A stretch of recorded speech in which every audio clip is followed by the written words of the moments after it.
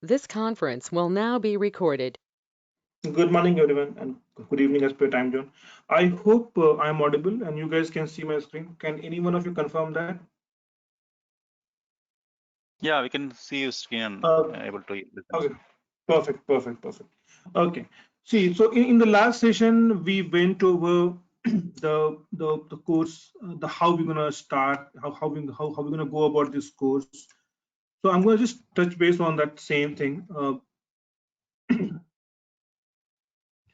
See, this is the link of this course, the one which we are going like in the course journey, and all the information is here. And we'll be starting up with the first topic first. So the idea is I'm going to talk about the schedule here, how we're going to cover it. We're going to talk about cloud computing first. That will take around 2 weeks of time because we are covering from very scratch, and we have taken up AWS here. We'll be talking about more about the AWS and ins and out. So whatever we're going to talk about here, it will be applicable. Most of the concept will be applicable for all the cloud service providers out there, like for Azure and GCP as well. Azure is Microsoft's, and GCP is Google's cloud platform. The concept wise, but the services name would differ. I'm going to tell you the difference between how AWS differs from Azure and how differs from GCP, so that if you know one cloud service provider, it's easy for you to understand others. And everything is from very scratch. So we're going to talk about from very basics cloud computing. We'll understand that why do we need cloud. I've seen people struggling with what is cloud first of all.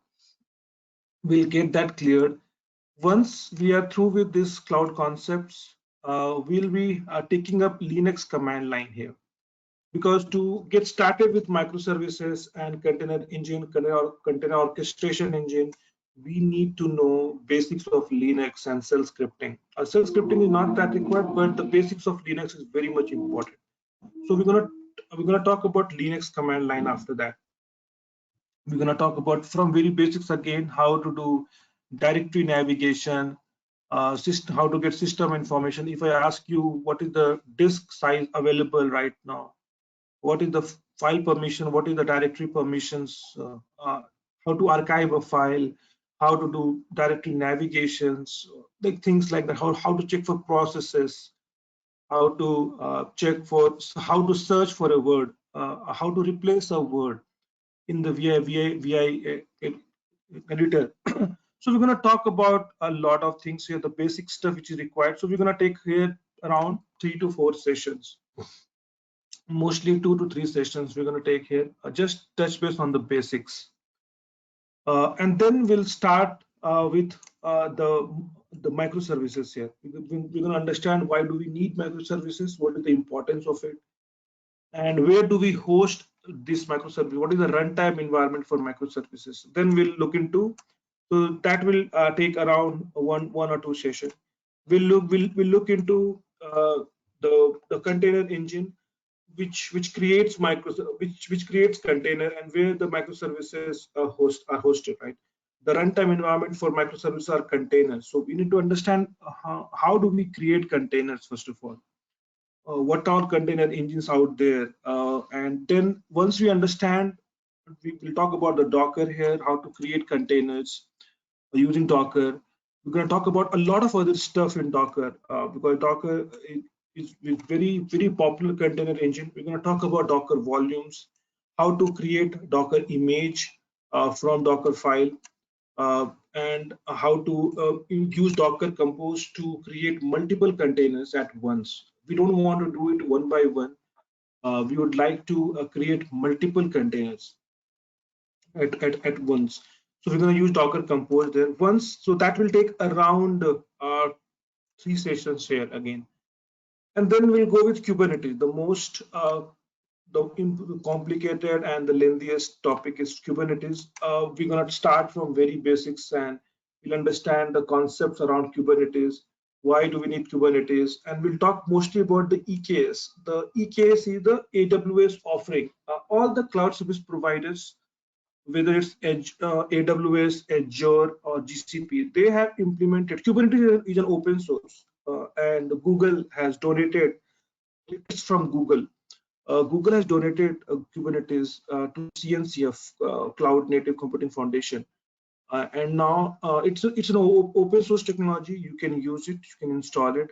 But what all the other cloud service provider has done, they have automated this, and they have made our life easier. So once you create the Kubernetes cluster, you don't need to manage it. Means when you don't need to manage the servers, they would do for you, and your availability will be always there. So we'll talk about Kubernetes, and we'll talk about mostly about the EKS, and we'll talk about then after that, whatever we're going to talk about in Kubernetes will be a generic approach. What is Kubernetes? What is pod deployment, multi-container pod? What is services? There are 3 services in the Kubernetes: node, port, cluster IP, load balancer. What is replica set? The most important of all, how do you do auto scaling in Kubernetes? When I say auto scaling, I mean the horizontal pod auto scaling and cluster auto scaler. Will so take up that. So this Kubernetes will take around 7 to 8 sessions again. That's the one of the lengthiest topic that we have. It's gonna take 7 to 8 sessions, and then finally we'll understand about the DevOps and how performance engineering fits in DevOps. What is the roles and responsibilities of a performance engineer in DevOps, how to create CI/CD pipeline, how to do continuous performance testing in DevOps, how to do email notification alerts, send automated email after each job is done. So we're going to take around 6 to 7 classes here.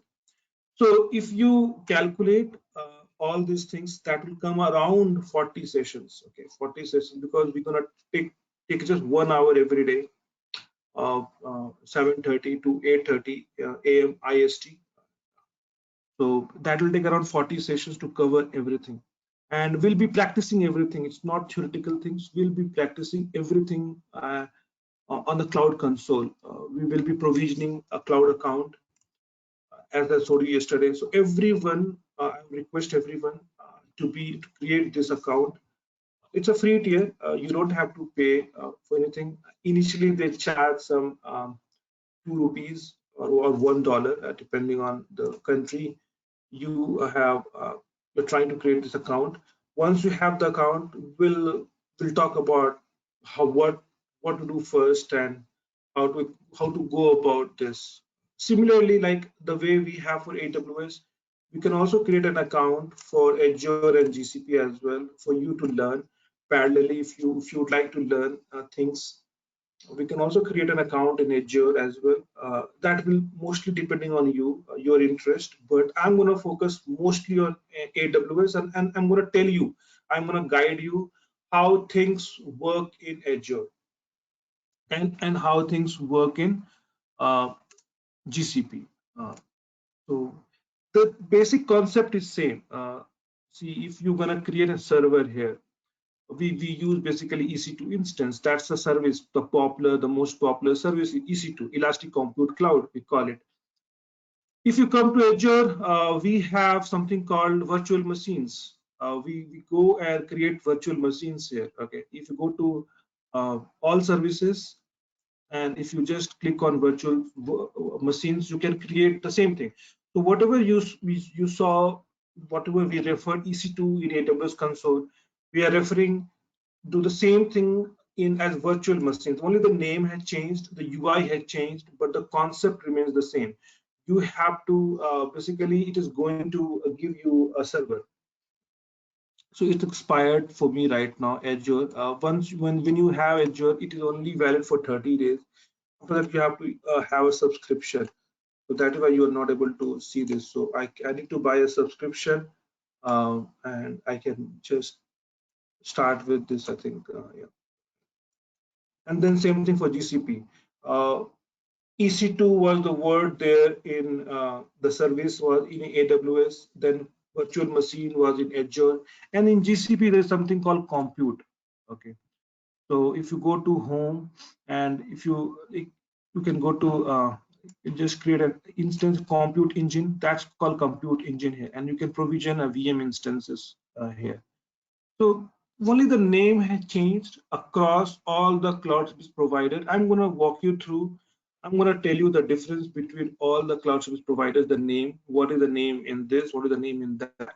Then, and the UI has changed. You just need to practice it along. So it's not just the AWS session I'll be taking up. I'll be taking up also Azure and GCP, and it is mostly up to your interest. How do you want to talk about it? But I'm going to talk mostly focused on AWS. That's how you learn things. You can focus only on one cloud service provider, and I'm going to tell you why it is important to learn AWS. Because if you look at the market share, AWS captures 40% of the market share. Because they have come up quite early in the market. In 2008 they launched. Other cloud service providers are 5 to 6 years behind AWS. They got launched in 2014 13 time. AWS has many more features. They have much more market share. Most of the companies end up using AWS. They have lot many services than any other cloud service provider. Lot many users. If you look at the services name, that's the list of all the services that you have. It's practically not possible to learn everything. It needs 2 to 3 years to learn everything. But we're going to learn the important ones, whatever required to get you started, your cloud journey. Okay, so that will be all. This is how I'm gonna take up things in the sequence. So if you have any questions here on the course journey, the sequence of topics, please feel free to add your points here. I'm going to wait for a minute to ask. Roshan, how many days? Yeah. How many days if you take this AWS free subscription? How many days it will work? It will work for 1 month or more than 1 month? No. For AWS, it is for 1 year. Basically, they calculate for hours, 750 hours, and you will be charged. They will not they will end the subscription like Azure. Okay, so for 750 hours of free service is there. If you just Google it, AWS free tier. Okay.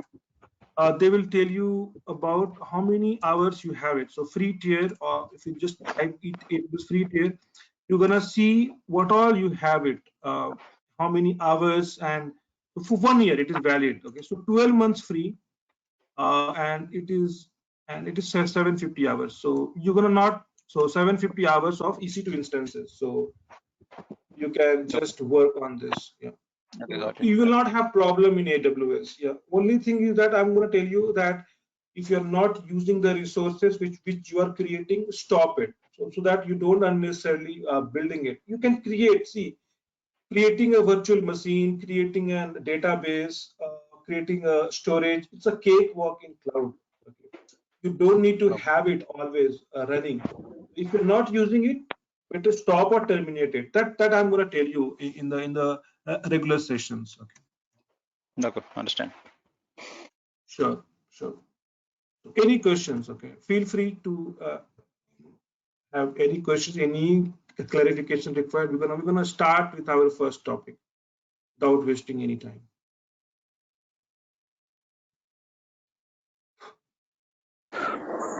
I have one question. Basically, Sure. you are main concentration on the AWS. Am I right? For the and from the DevOps side, you need to tell the how I need to do the CI/CD deployment. Okay, by using the those concepts also. I'm going to talk about Jenkins. Okay, I'm going to make use of third-party tool called Jenkins. It is nowhere related to AWS. It's a third-party tool, but I'm going to tell you the services that you use in AWS to create a CI/CD pipeline as well. But I'm going to talk mostly about the more industry-specific CI/CD tool.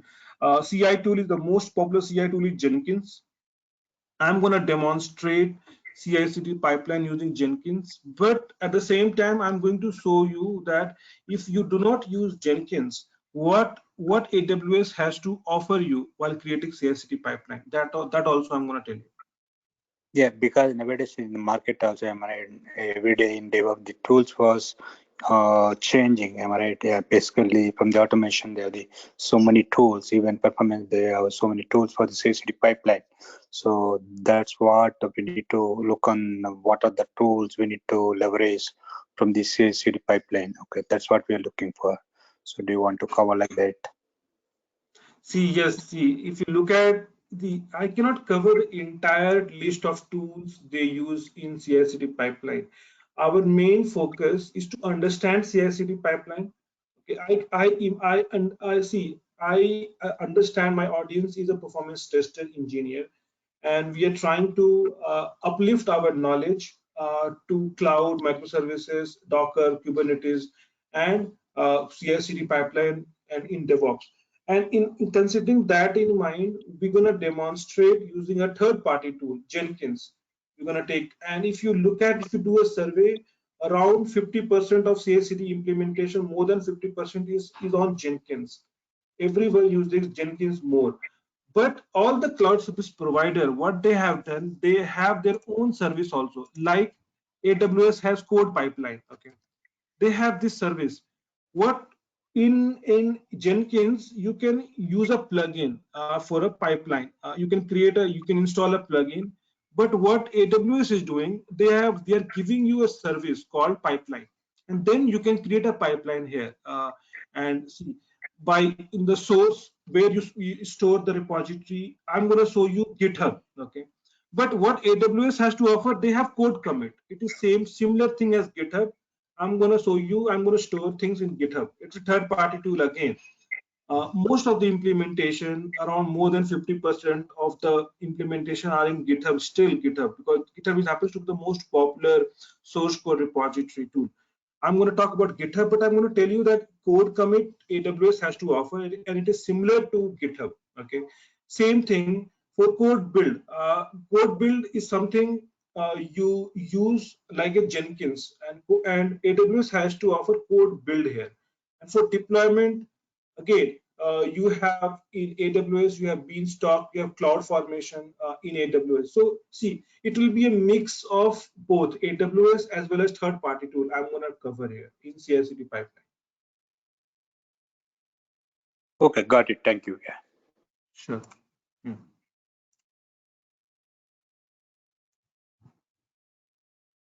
So do we have a JMeter something to use? Or using this? I see something. Correct. See, when we create jobs, right? So when I will be demonstrating that I'm going to create a performance job, because as part of CI/CD pipeline, the idea is to create. The idea is when a developer uploads its codes to a GitHub repository. Let's say developer is working on some bug fix. He did some code changes. He uploaded the code to GitHub. Let's say, then all the jobs should get automatically triggered. All the jobs, when I say I'm building the code, then there will be automation functional engineers who would be doing their code in Selenium maybe. So if they're using Selenium, so there will be a job which will run the Selenium code. Similarly, after the functional testing is done, you want to do performance testing, right? So for the performance testing, we are demonstrating using JMeter. And how do you create a job in JMeter which will get automatically invoked as part of CI/CD pipeline? Because the idea is this: idea is to automate the process, and idea is to deploy the code change as soon as possible in the production. The idea is to, the goal is to that the code change, if it is correct, it should take less time to deploy in production, so that the customers get the latest release without taking any without any delay. They get as and when the code is ready. But we don't want to compromise on the quality validations. So for that, we need to create a job for functional testing. We need to create a job for the performance testing. We need to create a job for the security testing, user acceptance testing, and everything is automated. There is no manual intervention. So I'm going to create a job for the performance job, and I'm going to show you using JMeter. Okay. Yeah. You understood the picture, right? Yeah, I got it. So since you mentioned, I thought of asking you, are you going to cover Sure. JMeter with Jenkins? Yeah, it's fine.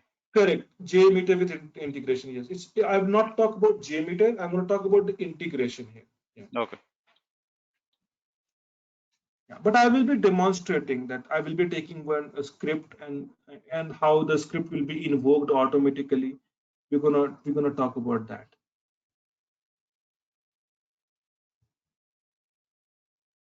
Okay, I'm gonna show you one thing. Let's see. You're gonna, by the end of the session, okay, I'm gonna publish all these materials to you one by one. Okay, uh, these are for the cloud computing. I just opened one slide for the cloud computing, and it's very quite lengthy. So around 200 slides, 180 slides. Similarly, I'm gonna, as and when I'll be covering the topics, you'll be getting slide. For the command, for Linux command line, I have slides here. Okay, you will be getting like this. So it will have again a lot many slides for your reference. We'll be covering things in the class, and you're gonna have around here 32 slides, which will have all the basics commands and how to operate with things. So I'm gonna do everything. We're gonna talk about everything in the class, in the sessions, hands-on. Everything is hands-on. We're gonna do how to do networking, hardware information, installing packages. So very basics of Linux. What is users? What is groups? So how do we operate? What is the file permission? We call it. We're gonna talk about everything. So for every topic, so this is for the cloud computing. This is for the Linux command line. This is for the container engine. This is for the container orchestration engine, Kubernetes. If you look at this, it will be having more than 100 slides with all the information. Okay, so container orchestration engine.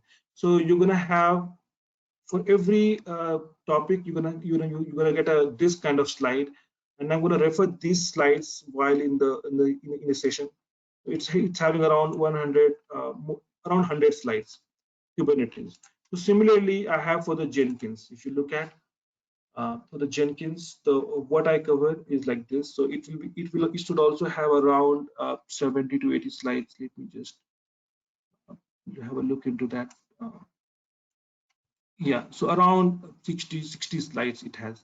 So as part of CI/CD pipeline, as someone asked, so we're gonna see things like this. Okay, I'm gonna create a pipeline like this, and this will be an automated pipeline. If you look at this slide, this is what we're gonna create, the pipeline.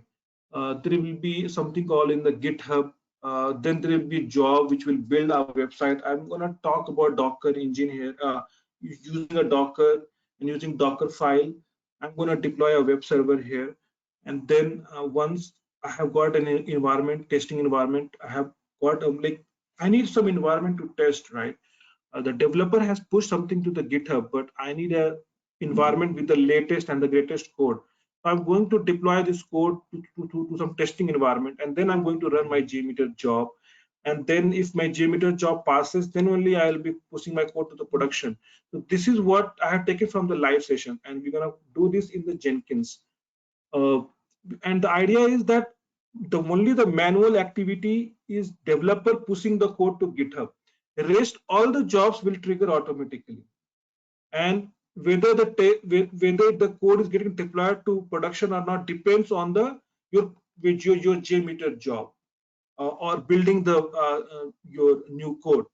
If both the job passes, then only the code will be pushed to production. The idea is that, and idea is to deploy my code, the latest code, without taking much of a time to the production. That's the idea of a CI/CD pipeline.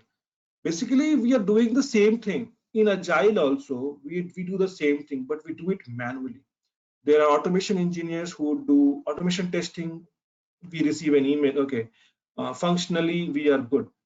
Performance engineer can start that test. Everything is manual, but in CI/CD pipeline, everything is automated. That's the basic difference. We would like jobs to get automatically triggered. We'll understand how to do this in using Jenkins. Okay. So that will be this is how we're gonna cover.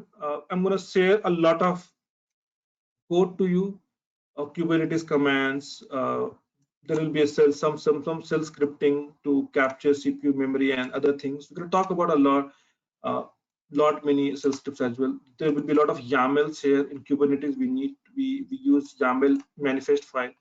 So this is for my last batch, okay, August batch, which we just completed.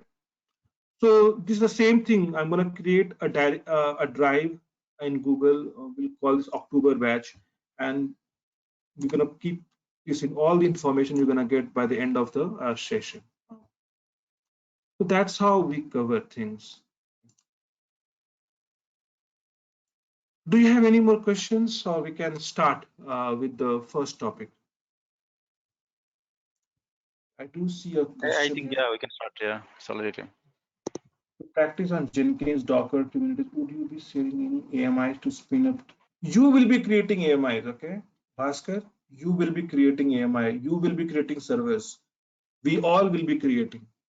I'm going to show you how to create, everything is hands-on. We're going to create our own servers and you're going to practice it. We all will be practicing. Everything is hands-on, Bhaskar. Yeah. Okay. Okay, so that will be, that's how we're going to cover it. Okay, so let's start with my first topic without wasting any time. I hope everyone has understood the course structure and how we're going to go about it. So let's start with the first topic. That's cloud computing. Okay. Okay. So when I say cloud computing, okay, what actually comes to your mind when I talk about cloud, right? I talk about AWS. I just mentioned about AWS. I mentioned about Azure. I mentioned about GCP. What do we actually mean by that? The idea is simple. The idea is very simple. Earlier, back in 1980s or back in early days, if anyone needed to deploy an application, anyone interested in building some application, some software, they have to build their own data center like this. When I say data center, it has a lot many things. It's a very costly thing to build a data center on its own, on their own, because you can see this, you have to purchase the land acquisition, then you have to construct the infrastructure, the building, the cooling mechanism. You have to put all the servers, you have to purchase all the servers for electricity, for these servers will create heat. So then you need something for the cooling mechanism. Then for the security of this data center, you need a power backup. You need security guards. You need so many people to manage data center earlier, and then only you can deploy your application.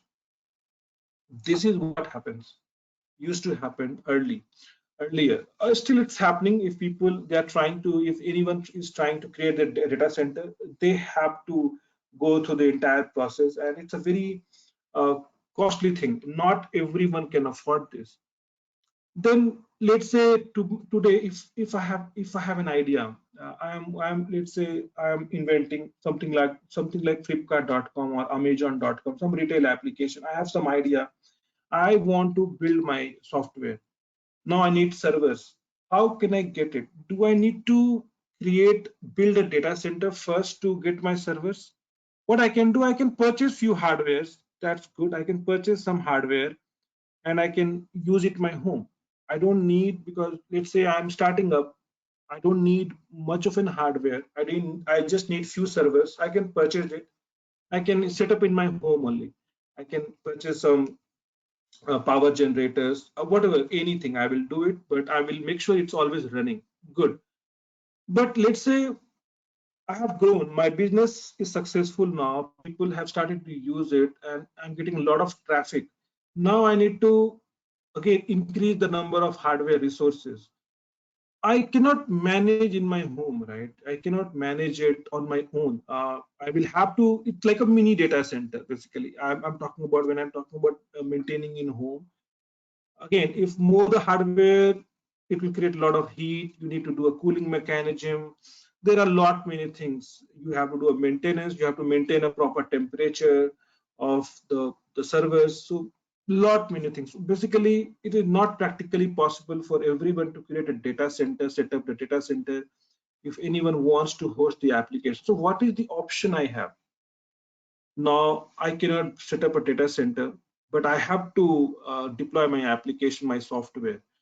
The option is that I can leverage someone else's data center. AWS has created a data center. Azure has created a data center. GCP has created a data center. They have created a data center, and they're asking, okay, you can use my servers, but I'm going to charge something for that.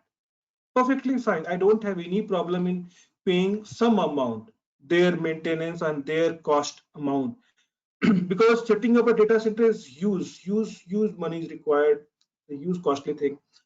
I don't want to do that, but I can definitely afford few servers in their data center, right? That is when we call it cloud. If we are using someone else's data center to host my application, that is called the cloud. Cloud is, people have think of a very big thing. Like I have talked to many people, those who are not experienced, they don't know about cloud. Cloud is nothing. It's just the data center which you have, which you do not own, which you use the services, where you leverage the servers, the services they provide, and you pay rent. That is what the cloud is. As simple as that. And you can access your servers over the internet. If let's say this is my server, I need to host my application, right? So will I go physically and I will install something here? No, everything is through internet. Being remotely located, I don't need to visit the data center. I don't need to know where my servers are located, how it is positioned, vertically or horizontally. I'm not bothered about anything. I will ask AWS, give me 4 vCPU and 8 GB of RAM server or more, anything. I just give an example: 8 vCPU and 16 GB, 32 GB RAM server, and with this operating system, I can ask them. I can configure also, depending on my requirement. I can configure. If I need Ubuntu, I can use it. If I need a Red Hat, I will install that. If I need Windows, I will install that. So they're gonna charge for each of these things. I'm gonna pay rent basically, and I don't need to visit the site. I can simply manage my application remotely. I can install my application remotely. That is what the cloud concept is. That is what we mean by cloud. What is cloud? So to be simply put, right? If I So that this is what the setup. If you have understood this, then it's very easy to understand these things now. So before cloud computing, we used to set up our own data center. As I mentioned, we used to have networking in place, not just the data center, but the networking in place. You need to have proper networking. Internet connectivity has to be there. Servers has to be there. The network interface card, so that they get private IPs associated. You need internet service provider, that then you can get your public IPs, right? So you have to purchase some hard storage devices. You have to purchase servers. You have to virtualize it. Obviously, remember it. You have to do it because you have purchased the hardware. But if I ask you, give me 2 vCPU and 2 GB RAM, 4 GB RAM, I'm asking you a very small piece. Then if you do not do virtualization, you cannot give me that VM. So you have to virtualize it. You have to again purchase the virtualizer software, whether it could be a VMware or anyone. There are so many players. You have to purchase the operating system, then a database security app, everything. Then you can deploy your application. This is how legacy IT work. This is how still it's available. It's not like it's outdated or it's something bad. No, if I can afford it, I will buy it, right? If I can afford everything, if I'm JP Morgan, or if I am Oracle, or if I am a big guy like AWS and Microsoft, Google, or any big company, Salesforce, I can have my own data center, right? I don't need to use someone else's data center. If I can afford it, it's good. It's not a problem. But if I cannot afford it, then how can I install my application? How can I deploy my application? Because I want my business to be running. So that is the when I would go for the cloud service provider, AWS, Azure, and GCP. That I'm going to talk about them. That I need these many servers, these operating systems, these storage devices, these databases. How much you're going to charge monthly for me? They will calculate some amount and they will give some discounts and all based on how many years you are committing to use. They will tell you that monthly you have to pay around $20,000. Fine, I can afford $20,000, but I cannot have $20 million, right? I don't have $20 million to set up the data center. $20,000 for few of the servers, databases, storage devices. Yes, I can afford it monthly basis or yearly basis. I can afford it. I'll go ahead with that, because at end of the day, I'm getting the servers which I'll be getting even if I would have created my own data center, and then I can deploy my application there without any issues. So this is what the traditional IT looked, right? And why do we need cloud computing? The first is the cost reduction. The most important region is that, and there are other regions as well, right? If my business is scaling, I need more servers. Then again, I have to purchase a lot many hardware, more servers, more user load. I have to scale up my servers. Again, I have to purchase it, because if I have purchased it, it's my own now. Later, if hardware got, let's say, outdated, then again I have to sell it in very cheap price. I have to maintain it. I don't want that headache, right? So if that is the case, you just pay for the what we call it, pay as you go. We call very popular pay as you go. So whatever you use, you're gonna pay for that in the cloud, and you don't need to worry about anything, about the security, about the availability of the servers, because they're gonna maintain for you. When I say servers, right, I need you to understand this picture here. I'm going to show you when I say servers. See, I'm going to show you how can I leverage some server in cloud. I can select a region here. See, I'm going to talk about this again, but here it is an AWS console. Okay, I just want you to think the high level picture first, and then we'll drill down. See, this is AWS console. This is what you get when you log in. You can select a region from here. They have their data center. AWS has their data center in so many regions. They have one region in Mumbai also. See, they have one region in Mumbai. Let's say Mumbai is close to me. I'm currently in Bangalore, so Mumbai is close to me. So I can select this region. And what I can do, I can create not just in Mumbai, I can create to US right now, North Virginia, US East 1.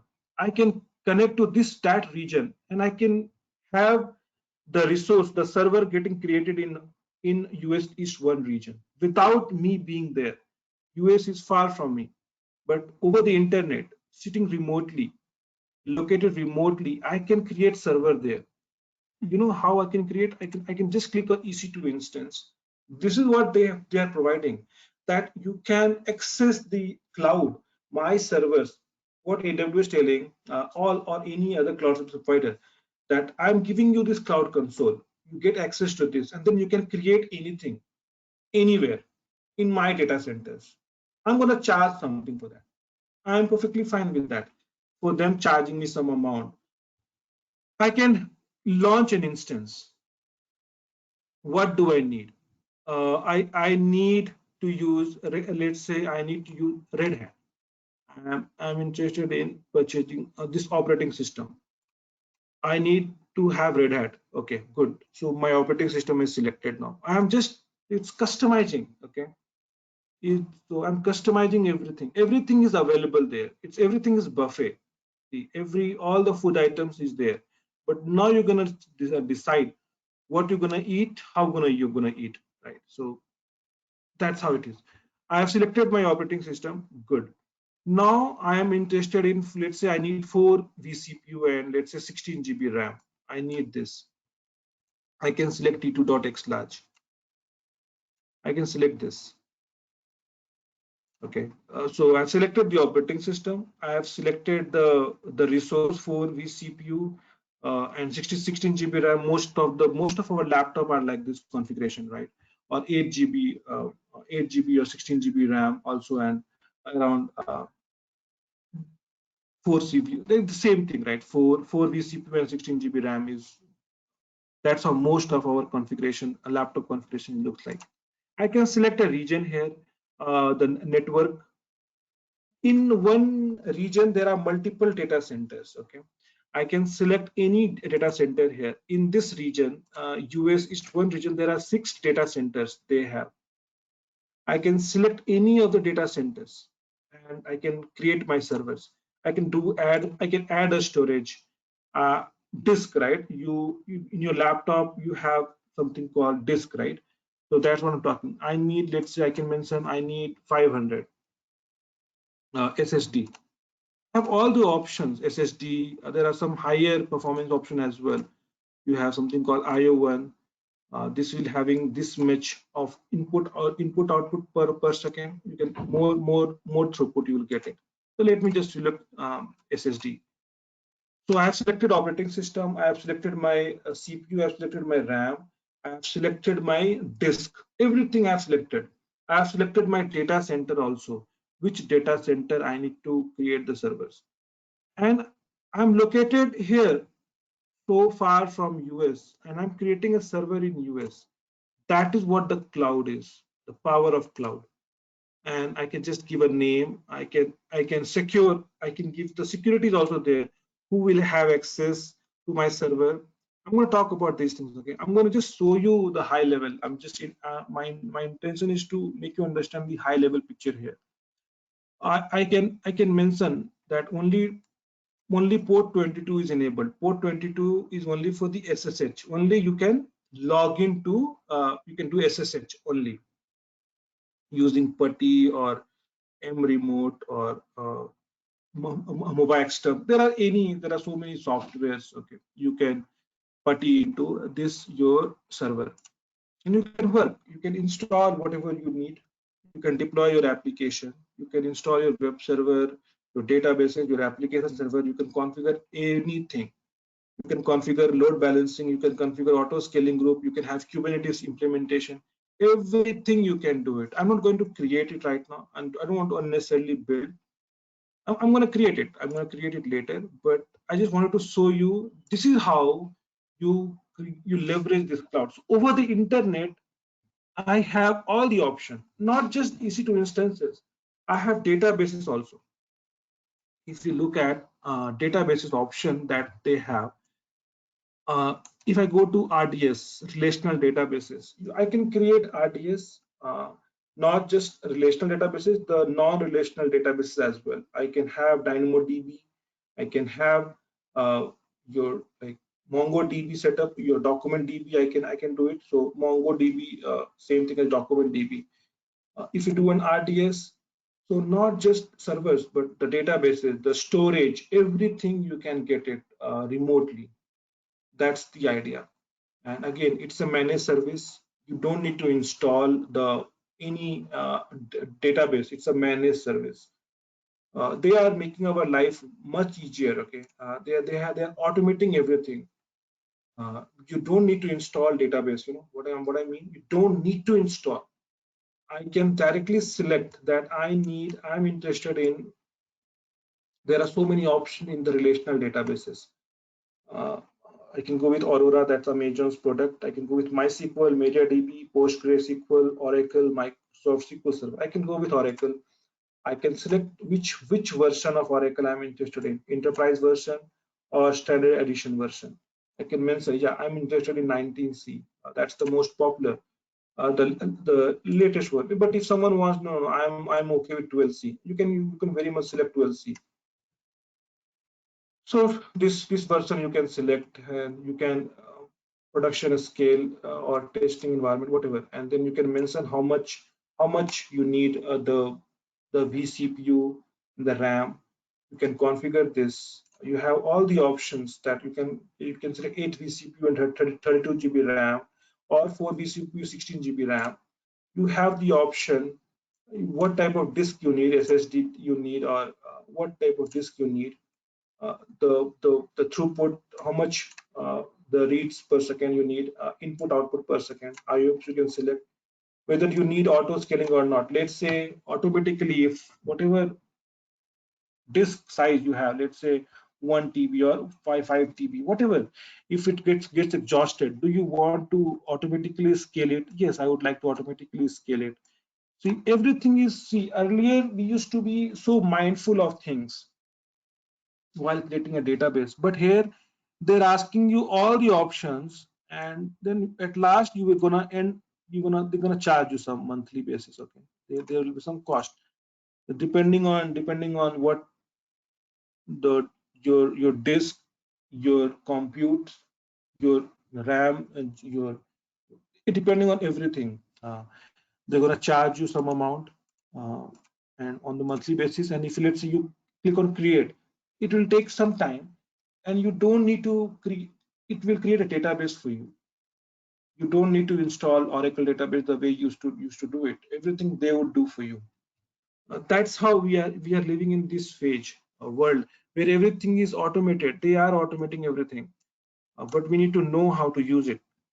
That's important factor. There are so many things you can do it, not just Oracle database. You can go with MySQL databases. They're giving you all the options. You can go with Microsoft SQL Server.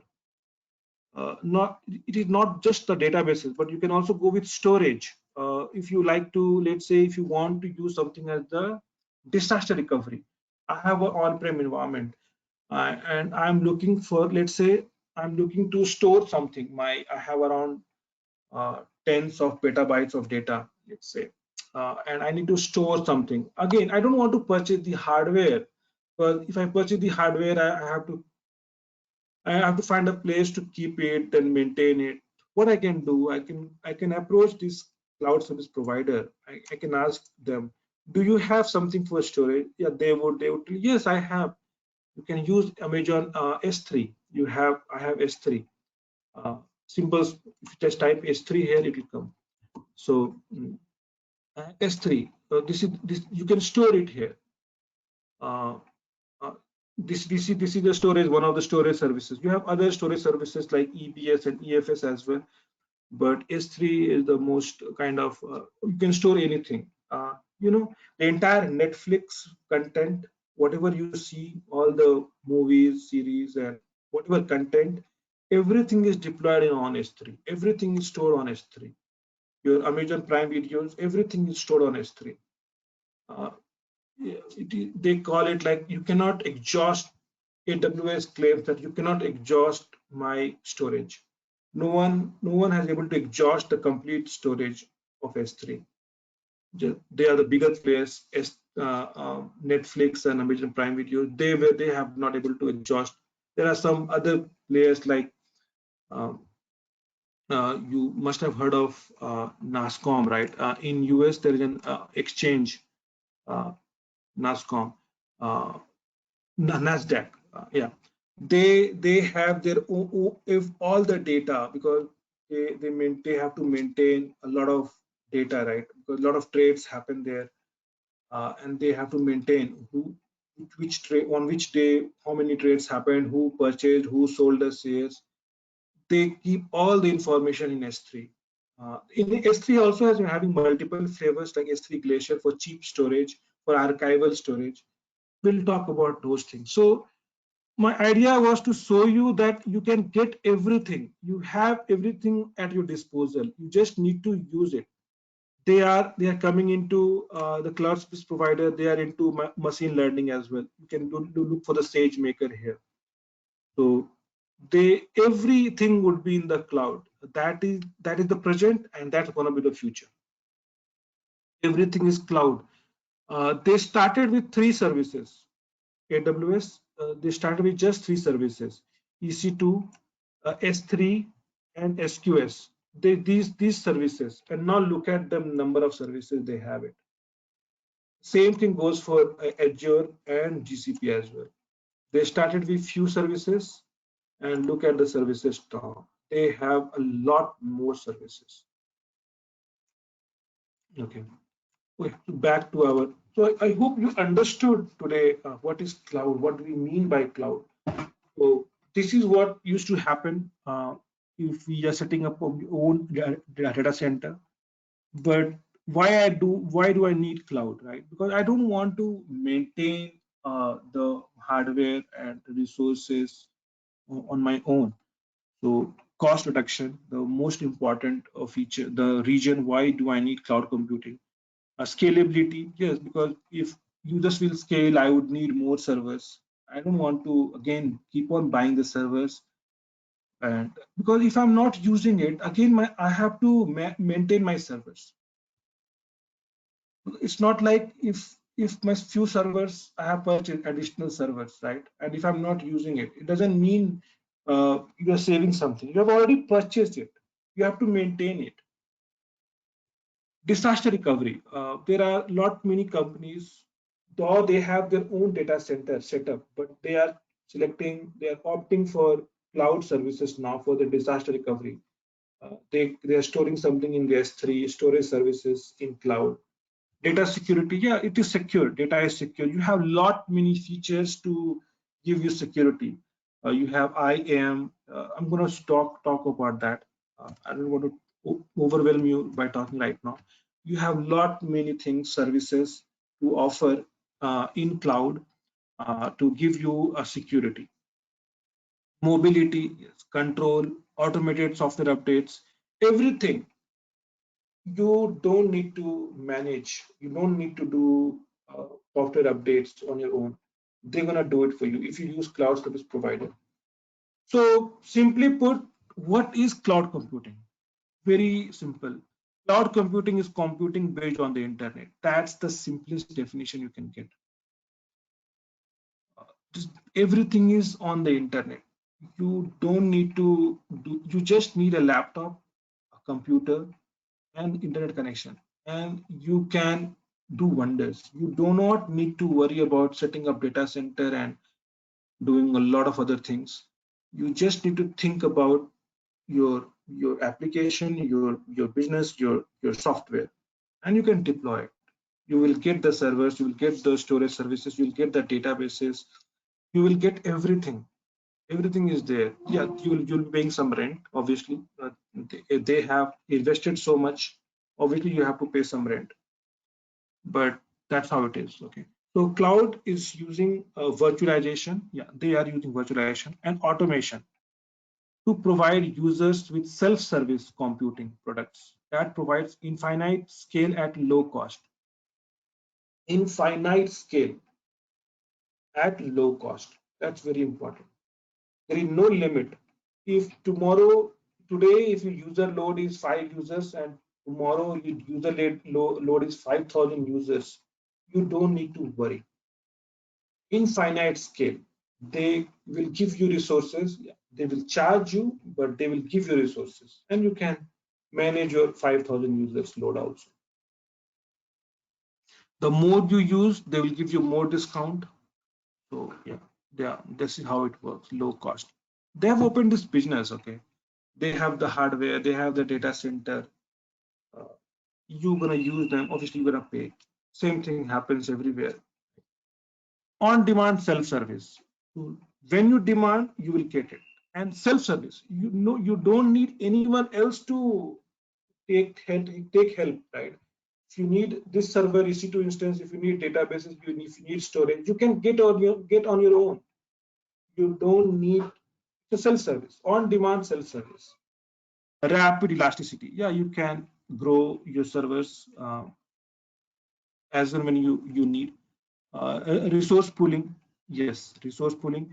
The provider's computing resources are pooled to serve multiple consumers using a multi-tenant model with different resources dynamically assigned and reassigned according to demand. can do this. Major service, everything would be billed, can be monitored.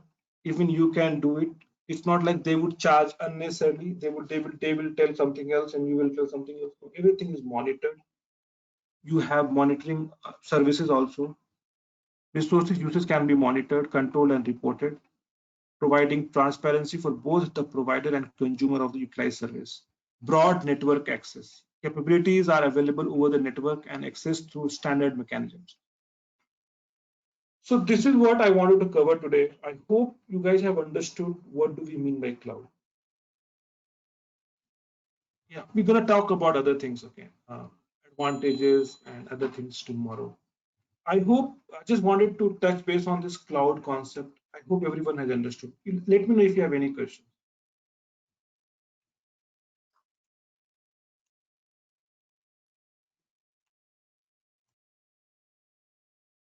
Are we good? Yeah, it's fine. Okay, perfectly. Okay, so thank you everyone for joining. We'll meet tomorrow. Yeah, thank you.